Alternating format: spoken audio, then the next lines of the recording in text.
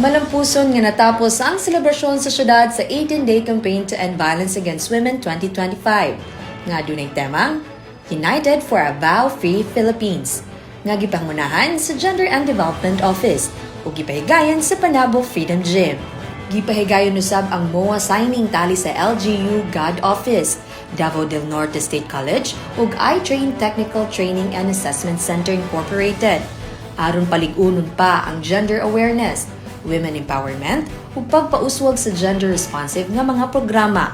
Gawas niini, ipahigayon usab ang pag-ila sa mga stakeholders ug resource persons nga aktibong nahimamat sa e-learning ug barangay-level learning session.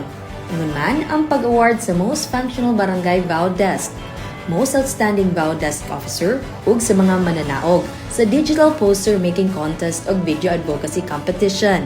Nakadawat usab og pasidungog ang God Office gikan sa iTrain Incorporated, isip pag-ila sa ilang dakong suporta ug kolaborasyon nga personal nga gitunol ni Engineer Limuel Hulapong CERMP, presidente sa iTrain Incorporated.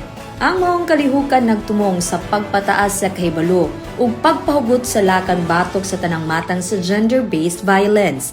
Padayon sa pakiglambigit sa usa ka komunidad nga luwas, patas ug walay bayolensya ayon sa tanang kababayenan. Kini si Tima Acevedo, gikan sa City Information Office Broadcast Services, alang sa Frontline News Panabo. Importante, informed.